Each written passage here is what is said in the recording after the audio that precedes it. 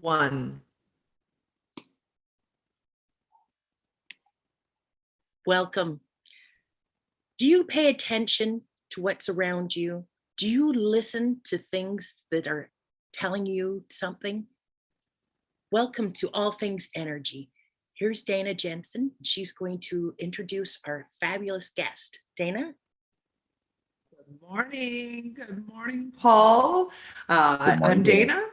Good morning. I love your backdrop. So where are you right now? You're on location? I am in St. Helena, Mexico, at a dear friend of ours. I think, Dana, you know Valerie Pickles, who owns the Pickled Onion, a spiritual bed and breakfast just outside of Merida in the Yucatan province of Mexico.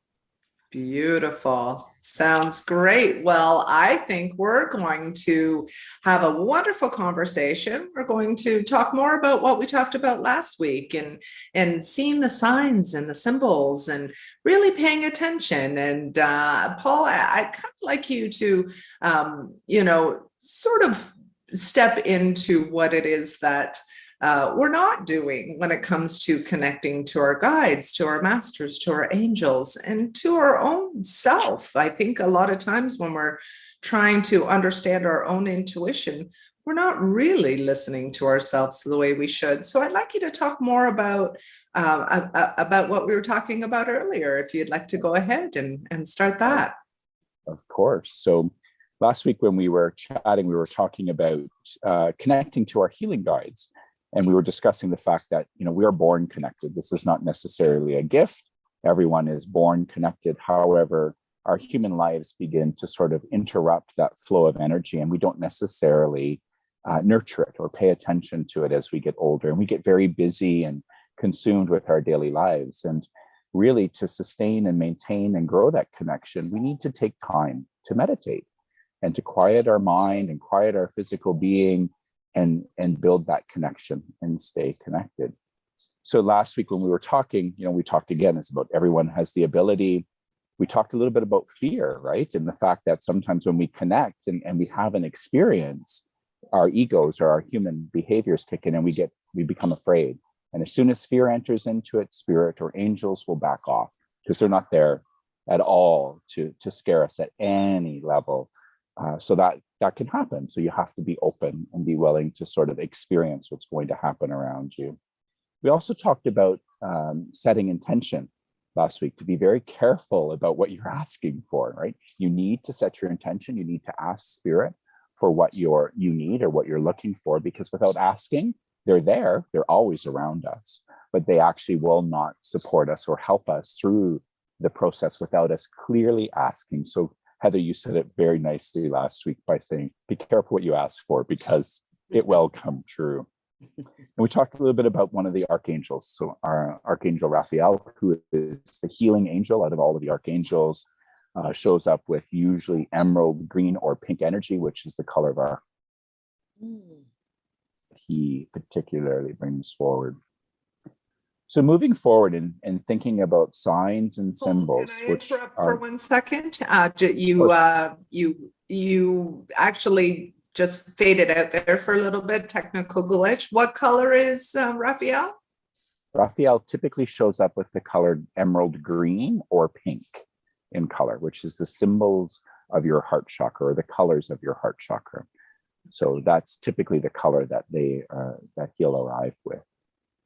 So today we're going to talk a lot about signs and symbols. So people will often say, I don't have the time to meditate, or nothing ever happens to me, but yet angels and our guides, our spirit are around us all of the time. And they come with different signs and symbols. We just don't pay attention to them. But so I want to go through a few of them today as people are out and about doing their normal daily lives, experiencing life, the busyness of family and friends and work. Just pay attention. Just take a moment to pay attention as you're going through your day. So symbols that typically show up are feathers on the ground. So if you're out walking and you see a feather on the ground, that is actually a very common gift from the divine. So take a moment, identify with a feather, pick it up, take it home, potentially put it in a place that is special to you. But that is actually a gift from the divine. typically when people lose someone very close to them in the days after the loss occurs, you'll see butterflies come around, or a specific type of bird. Those again are very interesting gifts and signs from the spirit world, so that you're aware that that person is with you and that they're around, and that typically they're okay. They've transitioned back into the spirit world, and those are very common signs and symbols of their presence. The other one that you often hear, the other one you often hear people say is pennies from heaven. So of course, pennies don't exist in our environment anymore. However, finding money, like you'll be out walking and all of a sudden there's nickels, there's dimes, there's pennies. Well, those are symbols again from heaven. They've been dropped in front of you. What you need to do is pay attention when you pick it up to two things. Is it heads or tails, right? So always look to see if it's heads, it's a direct message from the spirit world or from an angelic realm, right? If it's tails, it's more from the soul that has passed and a recent passing maybe around you. Pay attention to the date on the piece of money that you've picked up, because that date has something to do with something that's happened in the past. So take a moment to reflect on it. If the date doesn't resonate for you, keep it and just remember that date, because something is coming and it'll trigger for you. Fantastic. So we talked a little bit about when I just said earlier, the visits from birds. So again, the allegory of the Bible is full of great spiritual information. And in Genesis 1:20, they talk about when God separated heaven and earth and the water, the birds flew above all, right? And birds are messengers of God. So a cardinal usually is a symbol from an archangel. Believe it or not, the raven or the black crow are truly the symbols of God. If you go back into ancient history, those were the symbols of God, not the white dove. The white dove was made as part of the Christian movement, but actually the black bird is the symbol of the true representation of God. Dragonflies are another one. Dragonflies carry the messages from heaven, and they're symbolic of change and transformation. So that's a really interesting one for people in this day and age where our lives are going so fast and we're involved in so much and we're trying to make decisions quickly on the fly. Dragonflies will appear to talk to you about change and transformation, and to pay attention, especially if you're stressed out and you want to make a change in your life. Well, they're actually the messengers that are saying, yes, it's time. Here you go. Make a change. Don't be afraid. It's time to transform. The interesting one, and I'm in the Yucatan, so we're out traveling around yesterday at the Mayan ruins, and I was saying to Valerie about stones, right? And it's interesting how you can sense the energy and you want to pick up a stone because you're attracted to it. But when you're in the Mayan ruins, it's not necessarily a good idea to pick up a stone and take it home. However, leave it there. leave it. But sometimes you're out and about and you might look down and you're attracted to a stone, and it might look like the shape of a heart or a frog. It looks like something to you. Well, those are messages for you. And obviously, if you're not in an archaeological site, you might want to pick that stone up and take it home with you, because you had some sort of an energy attraction or a meaning with that stone. The other really interesting one, especially at times of passing, is people will have a smell or a scent will come about that will remind them of something, some person, a place and time. An example for me is, my dad smoked, right? I never smoked, but yet I'll walk into my house sometimes and I'll get overwhelmed with the smell of tobacco. And I know instantly my father's been there. So that's another one. And of course, we all dream. We all have dreams. And sometimes we dream about people, we dream about places. Well, you wake up in the morning and you think, oh, I dreamt about so-and-so. Well, that's actually a message, right? That was a moment in time that you connected during the night when the veil between heaven and earth is the thinnest and it's the easiest for people to connect. You're obviously in a resting state and you had this beautiful dream about something or some place, and that's actually truly a message for you. And of course, we talked a little bit last week about the three types of connection: clairvoyant, clairsentient, clairaudient. I hear, I sense, I see, right? And we often will hear things. Our ears will start to ring, our left or right ear will start to ring, or we'll all of a sudden we'll hear or see something. Well, again, those are messages coming from the angelic realm and from your spirit at that point in time. This is the one I love the most. The ability for spirit to alter electricity in our TV. So as an example, when we moved into the house we live in Saskatchewan now, we had months and months of lights going on and off, the TV going on and off, the toilets flushing, all kinds of things happening in the house. And that was forms of connection. Electricity is very easy for the spirit world to manipulate. And really all they want to do is get your attention. They want you to talk to them. They're saying, I'm here, talk to me. So don't be afraid, engage with them. And I often will talk out loud to them versus in my head, because it's just, people might think I'm crazy, but that's what I do. And of course, an interesting one is the repetition of numbers. So people often come to me and say, well, Paul, I wake up every day at 3:33 in the morning. I just don't understand. Or every time I'm at work, I look up at the clock thinking, oh, I'm hungry and it's 11:11. Or, every time I do something, it's 2:22, 3:33. Well, those are direct messages from the spirit realm. And those are angelic numbers. And if you have any understanding of numerology or spiritual numerology, you can begin to unpack the true essence and meanings when you see numbers in double and triplicate form and what they mean. So 333 is, the basics of numerology is celebration. It's the three sisters, they're celebrating together. So they're sending you a message of celebration. So they're having a party in heaven is usually what I say at that moment in time. And it's kind of like, oh, thanks for inviting me, but thanks for coming. I thanks actually for had a quick story when my grandmother passed away.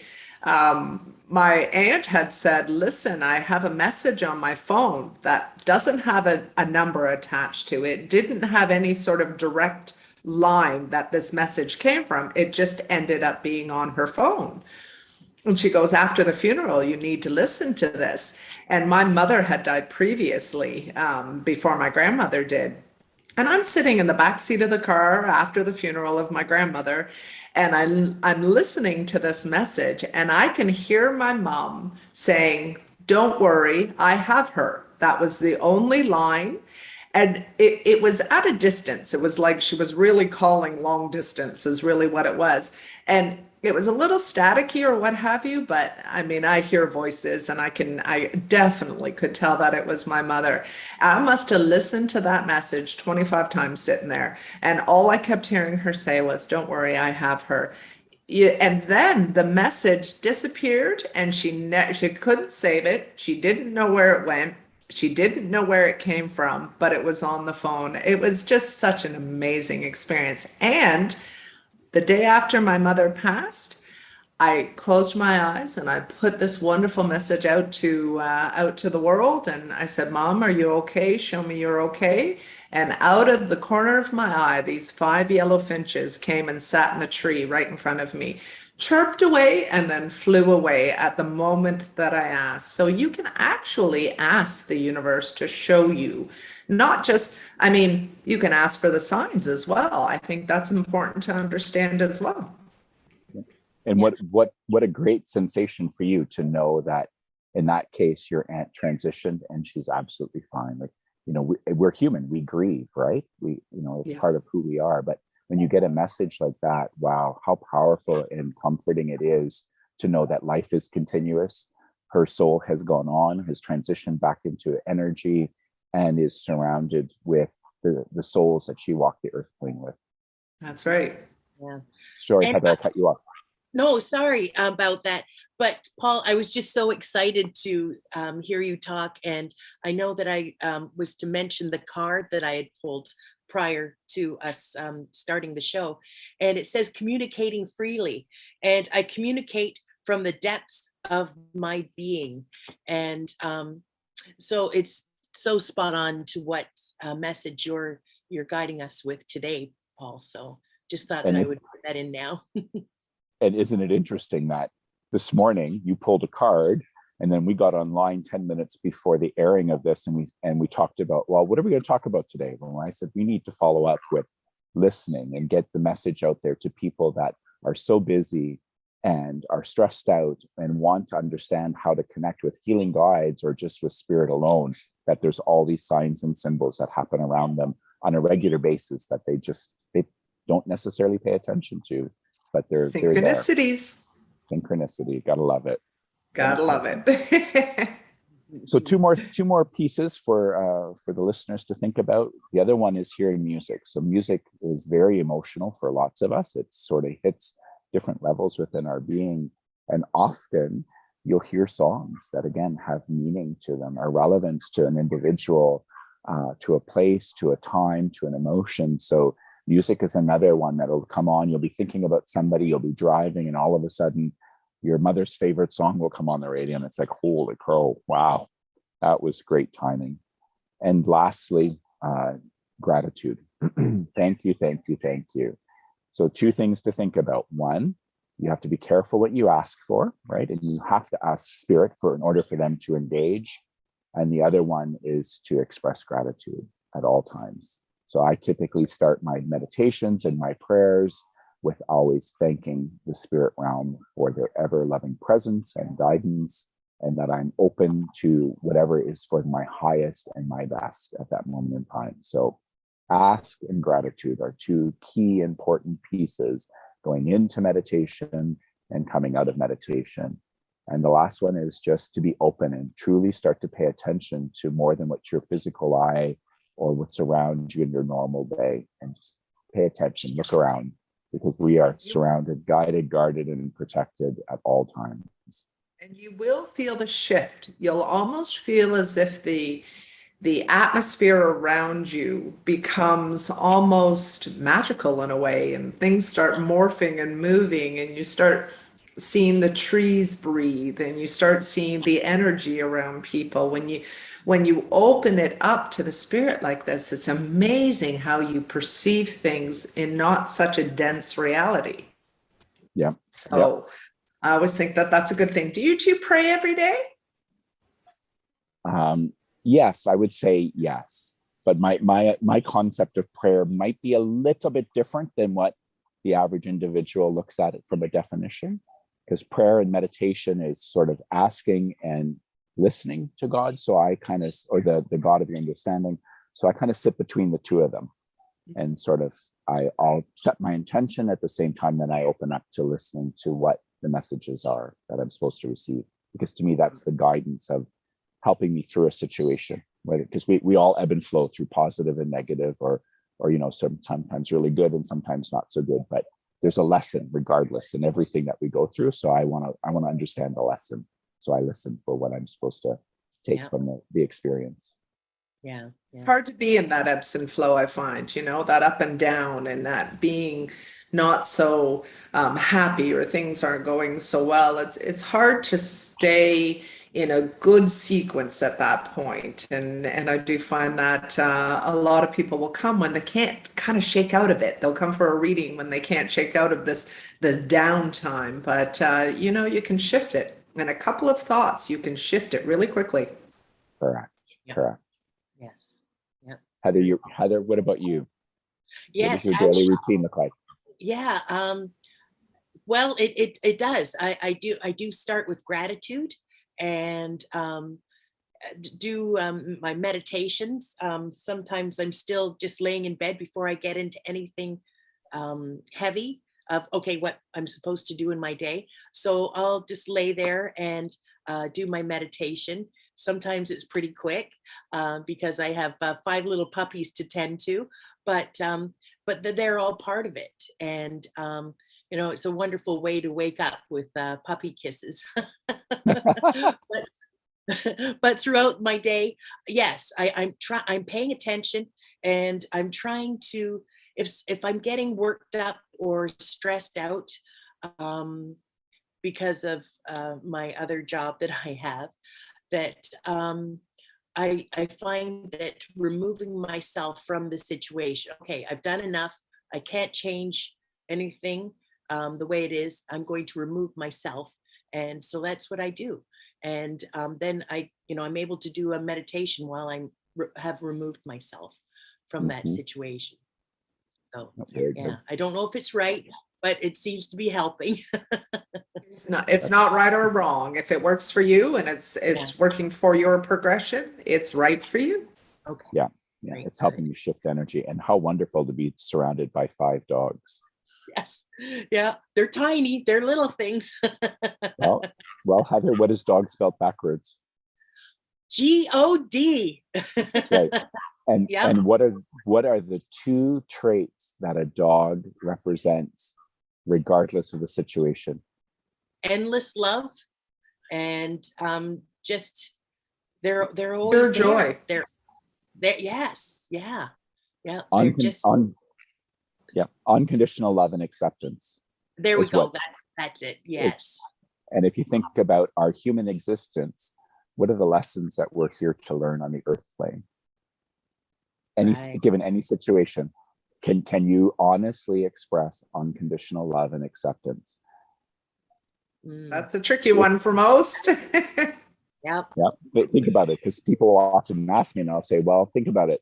If you locked your partner in a car for even 5 minutes, you would probably get the lecture of your life. But if you locked your door for 5 minutes and you came back and opened up the car, you would get kisses and tail wagging and so happy to see you and totally oblivious to, the circumstance. It's acceptance regardless of the situation. Yes. I think And it's they love very you important. unconditionally. I think it's very important to understand that dogs are a fine example on the way to live, the way to be human. They are a great example. Do what a dog does. They go out to the park. I'm so excited, and they're happy and dancing, and they are just the example on how to live. Yeah. Yeah.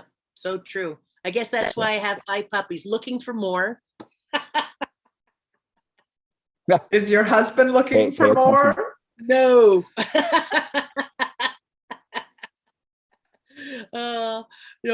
But I'm puppifying my Pay house. attention to how they behave. Yes. Yeah. Yeah. Perfect. Yes. They get up in the morning and they stretch. They do downward dog. They stretch out their back end. What should we do every morning? We should get up and do a little bit of yoga, stretch, and breathe life back into our bodies. Something happens, they get pushed over, they get up, they shake it off, and on they go. On they They go. don't let it bother them. They move on. That's right. Yeah. This is Yeah. wonderful. Yeah. So, Paul, can I ask you a question? When I'm receiving messages from spirit, it comes from outside of me. It comes from the atmosphere, the data in the atmosphere, and it comes to me. Whether it comes in a feeling, whether it comes in a movie, whether it comes in a voice. Sometimes it all comes together and it's a little bit jumbled. Sometimes that happens as well. I kind of like to explain. I think it's easy for me to do, but I've been doing this for so many years, but I have to keep in mind that maybe it's not so easy for everybody to really just pay attention to how spirit is coming to you. And really it's simpler than we think it is in a lot of ways. But maybe you want to kind of, because you're so great at articulating things, maybe you'd like to explain how we pay attention to the messages coming our way. Mm. So thinking about just your average normal day, right? I'm thinking about even me. I get up in the morning, already I'm starting to focus on work and the things I need to do today at work. And, I'm looking at my watch, thinking about, my gosh, I don't have a lot of time. I still have to, walk the dogs. I got to shower. I got to do this, that, I got to drive downtown. So already my mind is in a million places, right? And if we think about it as the average human processes thoughts at an incredible speed, right? And 70,000 a day. Yeah, we're in a million different directions all at once. What about the kids? And I got to make sure I do it, but it's hard to stop what I call the monkey mind, right? And it takes time. It takes practice. I'll go back to this concept of practice. If you were just stop in the morning just for a minute and go, wait a minute, I'm not going to have that thought right now. I'm not going to process what I need to do with the kids and the dog. I just want to sit here and just be, and just let my mind go blank and try to let it go blank for just a minute. It doesn't have to be a long period of time, and just try to build that practice into your normal daily routine you're on. I sat every day after work at 4 o'clock in the same chair, in the same position in my house, with or without music on, and I just sat there and I let my mind go wherever it needed to go. And for probably 7 to 9 months, all I did was process the stuff in my life, whether it was relationships, whether it was work, whether you name it. And then all of a sudden, one day, I was obviously meditating because I wasn't asleep, I wasn't fully awake, but I was fully cognizant of what was going on. And I walked up these set of stairs that looked like clouds, and there was a door at the top of the stairs, and I opened it up, and it was like, oh my gosh, I've entered a different realm. And it was the greatest experience after that. So going back to your question, it's just taking just a moment, just changing your thought pattern. It's what you were sharing with Heather, right? You begin to slowly unravel it. It isn't a big bang theory. You don't have to invest your entire life in it. Yes, Dana, you're different. This is what you do for a living, right? Yeah. So you've invested heavily into building that rapport and building that relationship and that connection again. But that's not everybody's calling in life. Not all of us are psychics and mediums and spend their entire life doing that. Yeah. But just to take a moment a day, a moment out of time to get your mind or say to yourself, I'm going to stop thinking right now. And I just want to listen to the emptiness or allow something else to come in, just a minute. Or you're out walking and you might be thinking, oh my gosh, I shouldn't be out walking. I should be doing laundry. I should be doing all of these things. Stop. Just stop. Look down at the ground. Look up in the air. Look around. And just for that moment in time, stop. And then Absolutely. From there, move on from that experience. And as you said earlier, it'll begin to shift your energy. It'll begin to shift the way you're behaving. And you'll begin to open up and start to pay attention to truly what's happening around you. Right? Well, it takes 17 seconds to gain a momentum of thinking. So Correct. If you're having a negative thought, you have 17 seconds to shut it down. If you're having a positive thought, you have 17 seconds to create the momentum to keep it going. And it's amazing how it flows through your day once you do that. Yeah. If I could encourage, and I used to encourage everyone that would come to me for readings, just to stop for 1 minute a day. Just stop. It's only a minute. And I know you can do it, but you think about the choices and the priorities that we make in life, and we do so much giving to everyone around us, right? Whether they're our families, our work, we give our best selves to everything else and to everyone else but ourselves, right? And if we have to look after ourselves first in order to be able to give that energy to other people, right? So just 1 minute a day, 1 minute a day, start there and allow it just to be. Some people feel guilty when they take time for themselves. Some people feel like they're not allowed to. They're supposed to be for everybody else, but you can't take care of other people if you haven't taken care of yourself. It is that simple. Yeah, and it's disheartening. It's saddening, actually, that people, feel that they just don't have the time to just stop for a minute and give themselves a hug or just listen in pure silence to, what's happening for them. Be still. Be still. Yeah. And sorry, Paul. Oh, go ahead, Heather. No, go ahead. Sorry. Yeah. So just by what you've been saying is instead of like when I go to the bank and there's other people ahead of me and things like that, or when I'm at the grocery store in the lineup, I zone out and it's my mini break. And I'm just like, oh, this is just okay. And I just, like you say, just let things go.